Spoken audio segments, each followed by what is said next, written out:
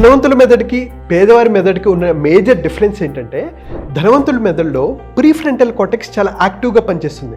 అంటే వీళ్ళు లాజికల్గా ఆలోచించగలరు, క్రియేటివ్గా వర్క్ చేయగలరు, మైండ్ఫుల్గా అద్భుతంగా నిర్ణయాలు తీసుకోగలరు. కానీ పేదవారి మెదడులో ఉన్న పెద్ద డిఫరెన్స్ ఏంటంటే వాళ్ళకి ఏదైనా బిజినెస్ ఆపర్చునిటీ వస్తే అమ్మో అని వాళ్ళు భయపడుతూ ఉంటారు.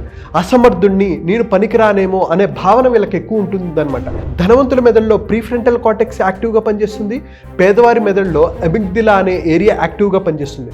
సో ఈ పేదవారు కూడా ప్రీఫ్రంటల్ కార్టెక్స్ని యాక్టివ్ చేసుకొని వాళ్ళు అనుకున్న లక్ష్యాలను ఈజీగా అచీవ్ చేయాలంటే వాళ్ళ బ్రెయిన్ని రీవైర్ చేసుకోవాలి.